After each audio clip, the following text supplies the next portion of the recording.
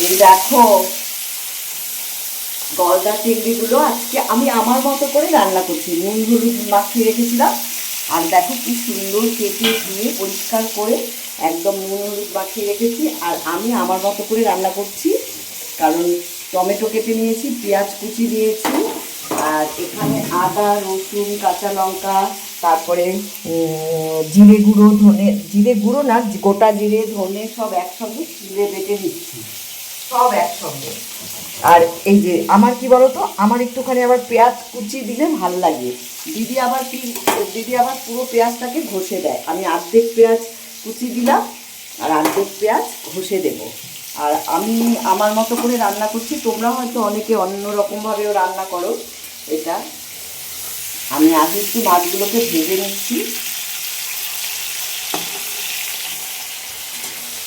চিংড়ির কষা করছি, এই যে দেখো আমি কিভাবে করি সেটাই তোমাদের সঙ্গে একটু শেয়ার করছি।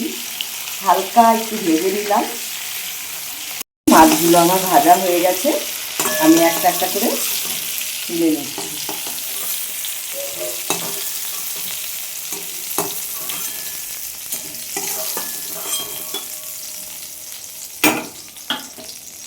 আর একটু তেল দেব।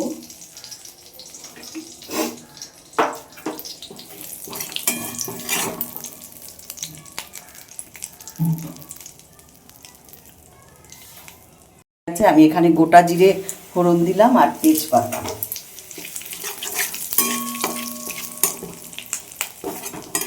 এবার আমি এই যে কুচানো পেঁয়াজটাও দিয়ে দিলাম সম্ভারে।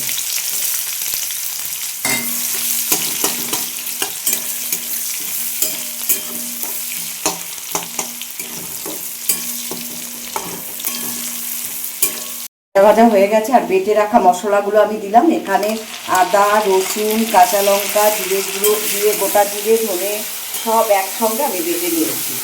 রসুন আছে, আদা আছে, গোটা জিরে গোটা ধনে সব কিছু একসঙ্গে বেটে কাঁচা লঙ্কা দিয়েছি, আলাদা আলাদা বাটি নিই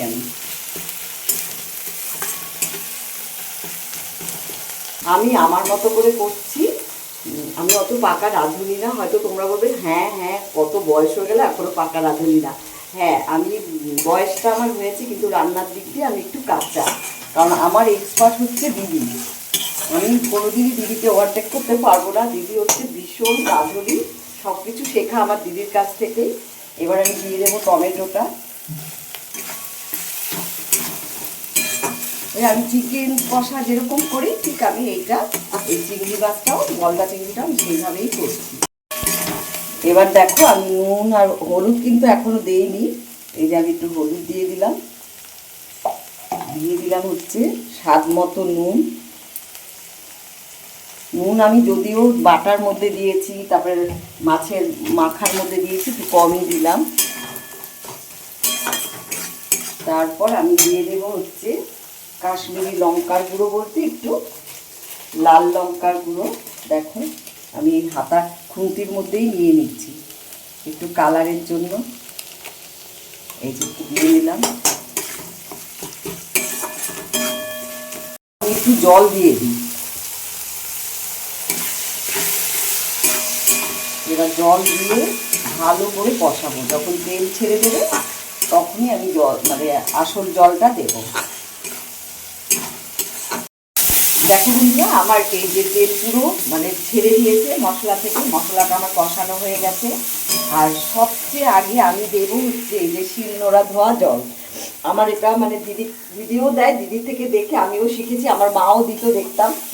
যেটা রান্না হবে তার জন্য যেটা বাটা হয় সেটা ধুয়ে শিলনোড়াটা ধুয়ে সেই জলটা দেয়।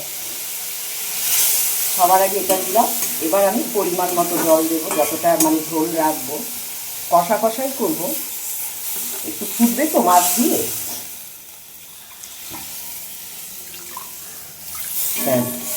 এবার এটা ফুটে কষা কষা করবো, আমি ততক্ষণ এটাকে একটু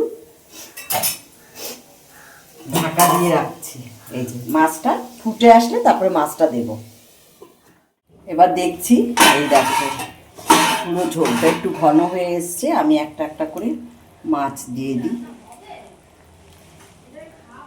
আবার একটু ঢেকে দেব, আবার একটু ঢেকে 5 মিনিটের জন্য আবার একটু ঢেকে দেবো। এটা একটু মানে টক বক করে মাছটা একটু জলে সেদ্ধ হবে, ভেজে রেখেছি, এবার একটু সেদ্ধ হোক ঝোলের সঙ্গে, তারপরে ঘন ঘন হয়ে আসলে মাখা মাখা নামিয়ে ফেলবো। আবার আমি 5 মিনিটের জন্য ঢেকে রাখলাম। আমি 5 মিনিট পর মাছটা দিয়ে 5 মিনিট পর এসছি। দেখো ঝোলটা অনেকটাই ঘন ঘন হয়ে এসছে, মাখা মাখা। আমি এবার এর ওপর দিয়ে একটু গরম মশলা ছড়িয়ে নামিয়ে ফেলবো।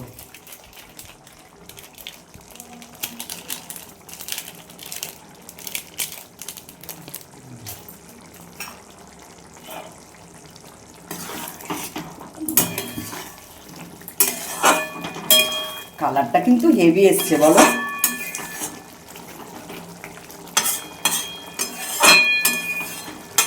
খেতে কেমন হবে জানি না, কালারটা দেখে তো ভালো লাগছে।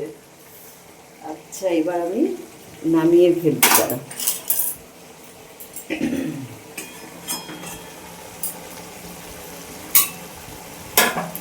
গ্যাস অফ করে দিচ্ছি। একদম পুরো কমপ্লিট হয়ে গেছে, একটু গরম মশলা দেওয়া হয়ে গেছে, আর বেশিক্ষণ রাখলাম না।